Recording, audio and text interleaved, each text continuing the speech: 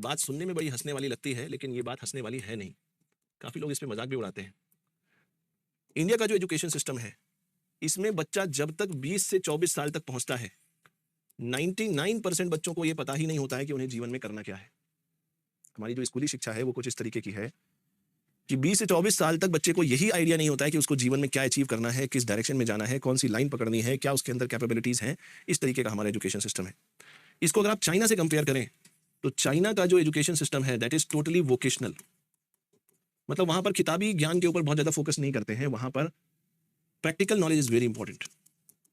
और इसीलिए अगर आप देखोगे ना तो जितने भी आपको रिसर्च एरियाज मिलेंगे, रिसर्च में चाइनीज लोग भैया बहुत काम करते हैं, इसीलिए तो उनकी मैन्युफैक्चरिंग इतनी स्ट्रांग है।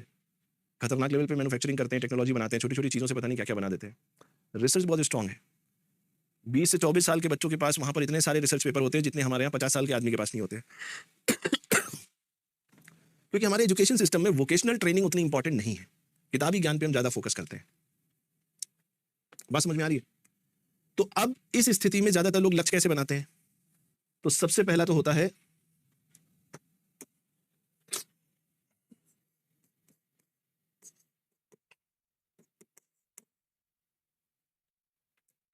Family pressure. ज्यादातर बच्चे अपने जीवन में जो लक्ष्य रखते हैं वो इसलिए रखते हैं क्योंकि उनका परिवार चाहता है कि वो उस लक्ष्य को अचीव करें, ना कि इसलिए कि वो क्या चाहते हैं। ये सबसे बड़ी हर्डल है। भारत में इसको क्रॉस कर पाना बड़ा मुश्किल है। अब धीरे धीरे जो लोग उस स्तर से बाहर आ गए हैं वो सोच पा रहे हैं।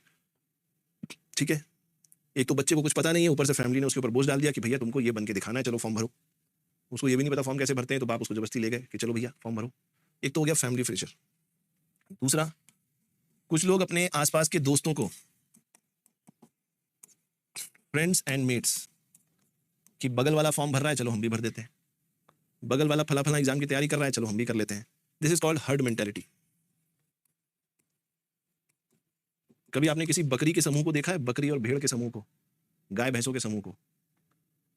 उनको रास्ते की टेंशन नहीं होती, क्योंकि उनका सिंपल सा रूल होता है एक के पीछे एक चलना है। तो जो सबसे आगे चल रहा है बस वही निर्णय लेता है, बाकी सब एक के पीछे एक चलते हैं। इसको बोलते हैं हर्ड मेंटेलिटी। बिना सोचे विचारे आप अपने पूरे कैरियर को दांव पे लगा देते हैं। कुछ लोग इंस्पिरेशन की वजह से अपने जीवन में निर्णय बना लेते हैं। इंस्पिरेशन कैसे? मान लीजिए आपने कोई ऐसी कहानी सुनी, आपने कोई ऐसी मूवी देखी, या आपके सामने किसी ने कोई ऐसी एग्जाम्पल दिया जिसको सुन के आप प्रभावित हो गए, इंस्पायर हो गए। किसी ने आपसे बहुत बड़ी बड़ी बातें करी कि अरे आईएएस अधिकारी देखो क्या होता है, एक डॉक्टर क्या होता है, एक इंजीनियर क्या होता है। आपने कहा हाँ मैं तो यही बनूंगा। ये भी गड़बड़ है, ये भी गड़बड़ है। फिर कुछ लोग नेगेटिव मोटिवेशन की वजह से भी गलत लक्ष्य रख लेते हैं। नेगेटिव मोटिवेशन क्या होता है भाई? एक तो हुआ पॉजिटिव मोटिवेशन कि कोई चीज करने के लिए आपका मन कह रहा है कि हम ये करें, हम ये बने। नेगेटिव मोटिवेशन ये है कि आप किसी एक चीज से बचना चाहते हैं तो आप ये कर रहे हैं। ये हो गया नेगेटिव मोटिवेशन। मतलब आपको एक्चुअली ये नहीं करना है, तो ये नहीं करना है तो आप ये फोकस नहीं कर रहे हैं कि आपको क्या करना है। आप ये सोच रहे हैं यार ये नहीं करना है तो चलो ये कर लेते हैं, मेरे जीवन में ये परिस्थिति ना हो। अगर ऐसा आप कर रहे हैं तो आप नेगेटिव मोटिवेशन से प्रभावित हैं, और अगर आप नेगेटिव मोटिवेशन से प्रभावित हैं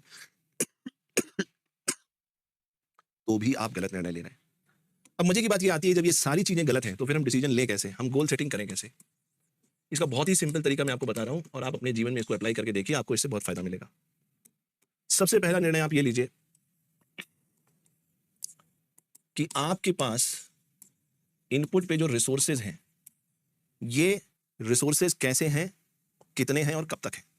पहली बात, इसमें टाइम एक बड़ा इंपॉर्टेंट फैक्टर हो सकता है, मनी एक इंपॉर्टेंट फैक्टर हो सकता है, और फैमिली सपोर्ट एक बड़ा इंपॉर्टेंट फैक्टर हो सकता है।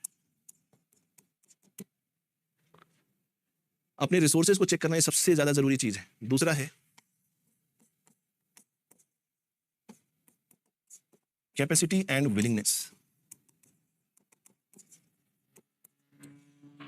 क्या जो लक्ष्य आप अपने लिए बना रहे हैं, क्या वाकई में उसके लिए जो कैपेसिटी रिक्वायर्ड है वो कैपेसिटी आप अचीव कर सकते हैं? अभी तो आपको नहीं पता होगा है कि नहीं कैपेसिटी, लेकिन अगर आपको लगता है कि आप उस कैपेसिटी को अचीव कर सकते हैं, पहली बात। दूसरा, विलिंगनेस। उस चीज को पाने के लिए आपके अंदर कितनी आग लगी हुई है, आप किस हद तक जा सकते हैं उस चीज को पाने के लिए, आपके अंदर क्या पैशन है, ये भी इंपॉर्टेंट हो जाता है। तो आप इन दो चीजों के ऊपर काम करिए और तब निर्णय लीजिए। लाइफ में आप ज्यादातर सही निर्णय लेंगे। आपके पास क्या रिसोर्सेज हैं, time, money, family support etcetera, और आपके पास उस लक्ष्य के लिए क्या कैपेसिटी है और क्या उसके लिए आपके अंदर इच्छा शक्ति है। बात समझ में आ रही है, यस और नो?